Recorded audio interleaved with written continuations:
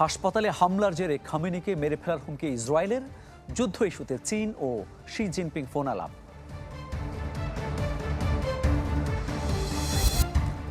ইরানের সাথে সংঘাত চায় না মার্কিনিরা, ইসরায়েলকে ইন্ধন দেয় ট্রাম্পের উপর ক্ষুব্ধ রিপাবলিকানরা।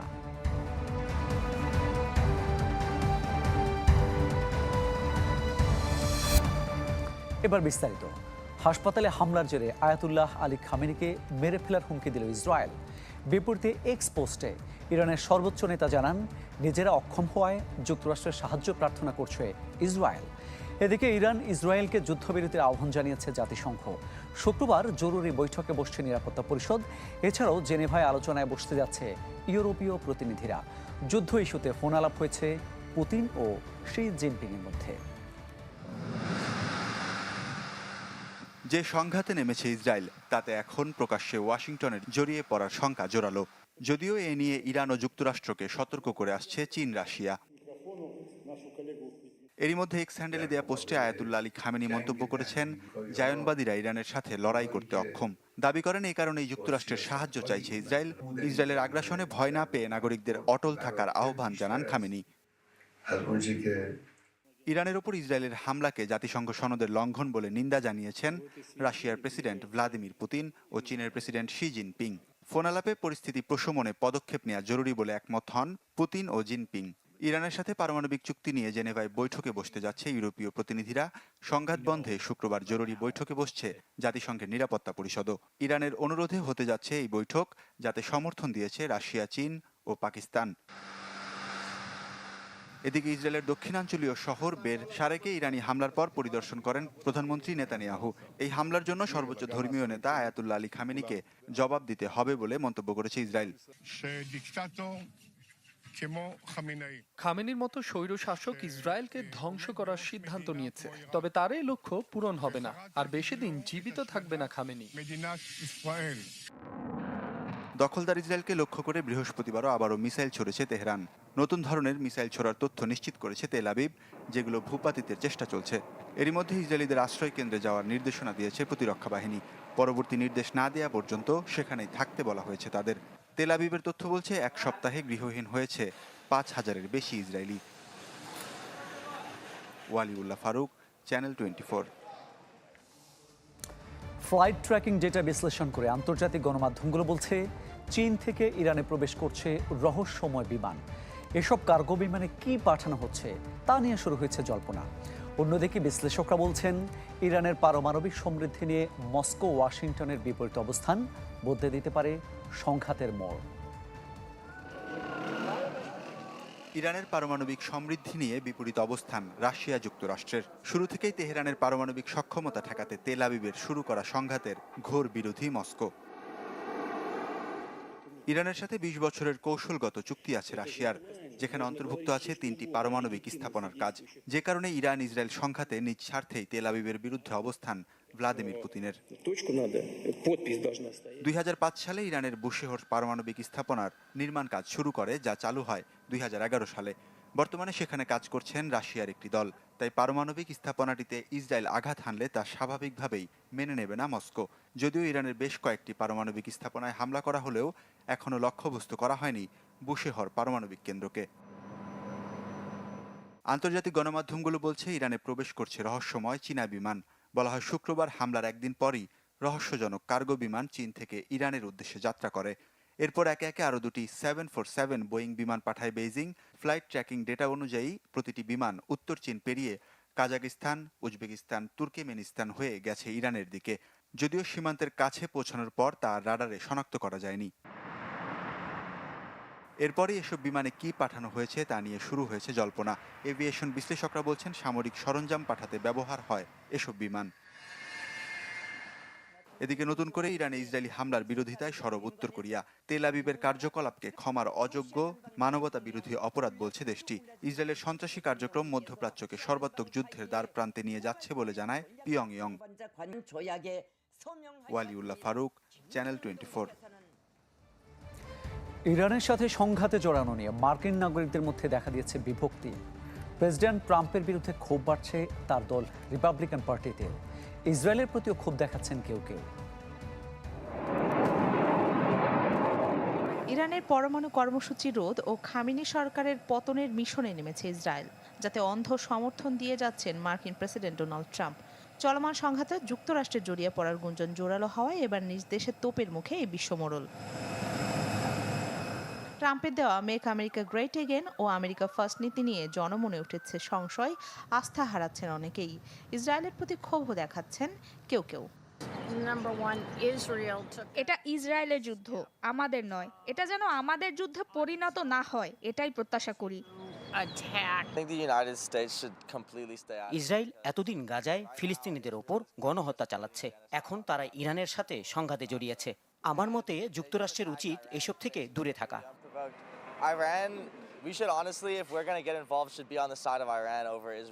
বিরোধী দল ডেমোক্রেটিক পার্টি তো বটেই, নিজ দল রিপাবলিকানদের অনেকেই ক্ষোভ ঝাড়ছেন ট্রাম্পের ওপর। কংগ্রেসের অনুমতি ছাড়া ইরান ইসরায়েল সংঘাতে মার্কিন সেনাবাহিনীকে ব্যবহারের বিরোধিতা করছেন রিপাবলিকান পার্টির অনেক সদস্য। তবে এর মধ্যে কেউ কেউ চাচ্ছেন সীমিত পরিসরে সংঘাতে জড়াক যুক্তরাষ্ট্র। গত বছর গ্যালাপের এক জরিপে দেখা যায় ইরানের পারমাণবিক অস্ত্র উন্নয়নকে যুক্তরাষ্ট্রের নিরাপত্তার জন্য গুরুতর হুমকি মনে করেন ৭৭% মার্কিনী। তবে সাম্প্রতিক জরিপে ইরানের হুমকি মোকাবেলায় যুক্তরাষ্ট্রের সামরিক হস্তক্ষেপের প্রতি অনাগ্রহ দেখিয়েছেন অনেকেই। ইউগভের সাম্প্রতিক জরিপ বলছে ২০২৪ সালে ট্রাম্পকে ভোট দেওয়া নাগরিকদের ৫৩% চান না ইরান ইসরায়েলের হামলায় জড়াক যুক্তরাষ্ট্র। উল্টো ইরানের পারমাণবিক অস্ত্র অর্জন ঠেকাতে শান্তিপূর্ণ সমাধানের প্রতি আগ্রহ দেখাচ্ছেন অনেক মার্কিনী।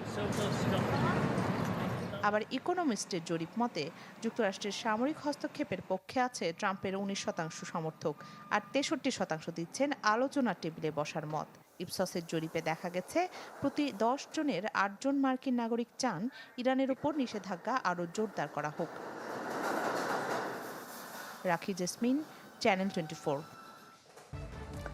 ইরানে একের পর এক হামলা চালালেও এখনও ইসরায়েলের অস্ত্রশস্ত্রের নাগালের বাইরে বহুল আলোচিত ফোর্দো ইউরেনিয়াম সমৃদ্ধকরণ কেন্দ্র।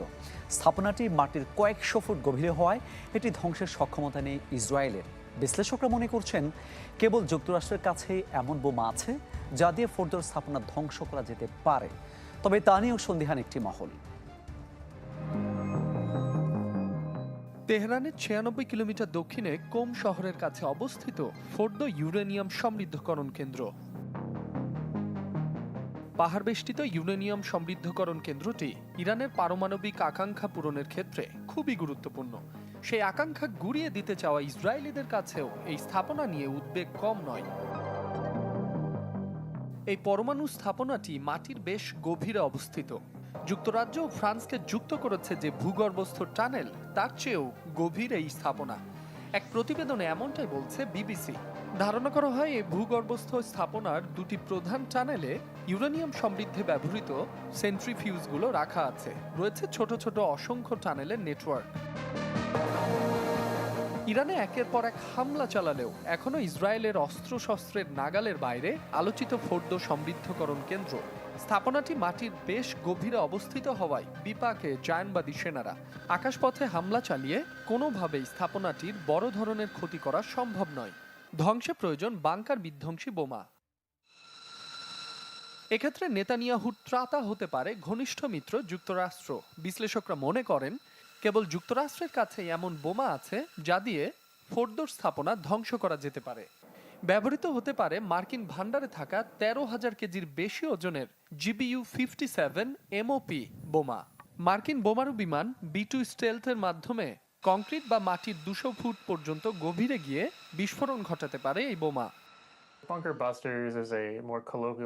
বিশ্লেষকদের মতে এমপিওর আঘাতেই ফোর্দো পুরোপুরি ধ্বংস হবে তা নিশ্চিত নয়। অনুমান করা হচ্ছে ২৬০ থেকে ২৯৫ ফুট গভীরে অবস্থিত ফোর্দোর স্থাপনা। তাই ইরানের ইউরেনিয়াম সমৃদ্ধকরণ এই কেন্দ্রটির ধ্বংসে ইসরায়েলের অভিলাষ আদৌ পূরণ হবে কিনা তা নিয়ে সন্দেহ থেকেই যাচ্ছে। মাসুম রাব্বি, চ্যানেল 24। প্রথমবারের মতো ইসরায়েলের $১ কোটি সমমূল্যের ড্রোন ধ্বংস করেছে IRGCর এয়ার ডিফেন্স সিস্টেম। এর মাধ্যমে নিজেদের আকাশ প্রতিরক্ষা ব্যবস্থার অনন্য নজির দেখালো ইরান। বুধবার মধ্য ইরানের ইস্পাহান অঞ্চলে ভূপাতিত করা হয় ইসরায়েলি অত্যাধুনিক হারমিজ 900 চালকবিহীন ড্রোনটি। ইরানের প্রতিরোধে ড্রোন হারানোর কথা স্বীকার করেছে IDF।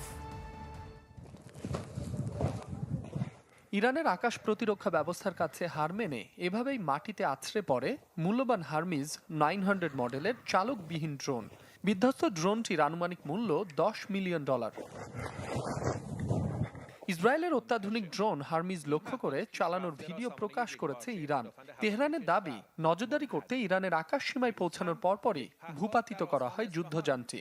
এক্ষেত্রে ব্যবহার করা হয় surface two air type missile. ইরানের প্রতিরোধে ড্রোন হারানোর কথা স্বীকার করেছে আইডিএফ। এ ধরনের গুরুত্বপূর্ণ সামরিক যান প্রতিপক্ষের হাতে পড়লে নকশাসহ গুরুত্বপূর্ণ তথ্য পাচার হওয়ার শঙ্কা থাকে। তবে তেল আবিবের দাবি, ভূপাতিত হলেও তথ্য ফাঁস হওয়ার ভয় নেই। ইসরায়েলি প্রতিষ্ঠান এলবিট সিস্টেমসের তৈরি একটি নজরদারি ড্রোন হারমিজ 900, যার সাহায্যে সহজেই শত্রুপক্ষের গোয়েন্দা তথ্য সংগ্রহ করা যায়। মাসুম রাব্বি, চ্যানেল 24। গাজা উপত্যকাতেও পুরোদমে চলছে ইসরায়েলের আগ্রাসন। গত 24 ঘন্টায় জায়নবাদী সেনাদের হামলায় নিহত হয়েছেন অন্তত 140 জন। গাজার মধ্যাঞ্চলে সালাউদ্দিন সড়কের পাশে জাতিসংঘের ত্রাণের ট্রাকের জন্য অপেক্ষারত ফিলিস্তিনিদের ভিড় লক্ষ্য করে গুলি ছোঁড়ে ইসরায়েলি সেনারা, যাতে প্রাণ যায় 14 জনের। মাঘাজি শরণার্থী শিবির, জৈতুন, খান ইউনিস ও গাজা শহরের বিভিন্ন বাড়িতে বিমান হামলায় নিহত হয়েছেন 21 জন। ত্রাণ প্রবেশে ইসরায়েলি নিষেধাজ্ঞা তুলে দেওয়ার পর গেল 3 সপ্তাহে প্রায় প্রতিদিনই খাবার নিতে আসা গাজাবাসীর ওপর হামলা হচ্ছে, যাতে মে মাস থেকে এই পর্যন্ত প্রায় 400 ফিলিস্তিনির মৃত্যু হয়েছে।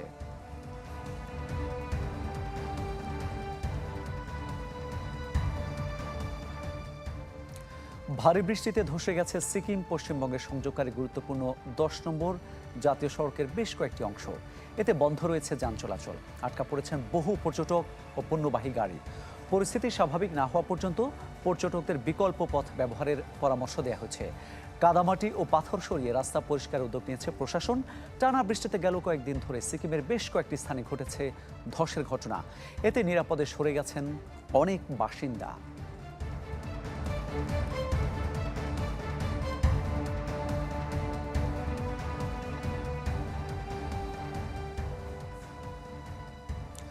যে কোনো যুদ্ধের আগে মার্কিন প্রতিরক্ষা দপ্তরে কয়েক গুণ বেড়ে যায় পিৎজার অর্ডার। রাশিয়ার একটি গোয়েন্দা সংস্থা এক গবেষণার ভিত্তিতে এই তথ্য দিয়েছে। মূলত যুদ্ধকালীন লম্বা সময় ধরে অফিস করতে হয় পেন্টাগন কর্মকর্তাদের, যে কারণে বেড়ে যায় খাওয়ার পরিমাণও। অর্থাৎ বাড়তি খাবার ডেলিভারির প্রবণতা দেখেই গোয়েন্দা ও সাংবাদিকরা বুঝে নেন যুদ্ধে জড়াতে চলছে ওয়াশিংটন। স্নায়ুযুদ্ধের সময় রাশিয়ার দুদে গোয়েন্দারা কোনোভাবেই জানছিল না কি প্রস্তুতি নিচ্ছে পেন্টাগন, কখনই বা হতে পারে হামলা।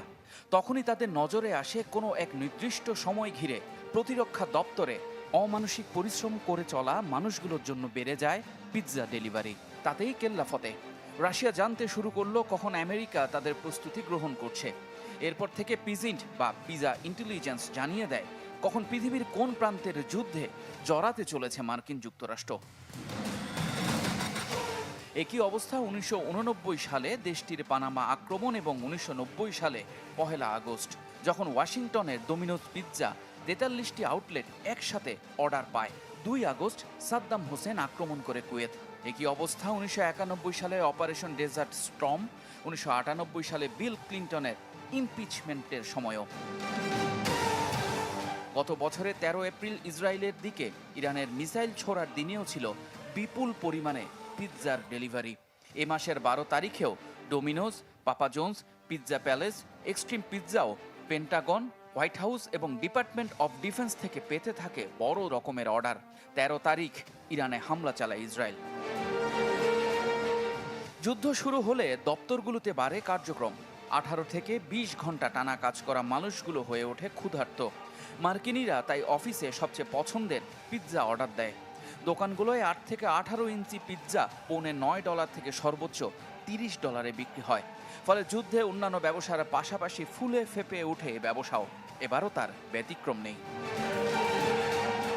যুদ্ধ সাংবাদিকতা জগতে তাই তো প্রচলিত রয়েছে always monitor the pizza. Iftekhar Alam, channel 24।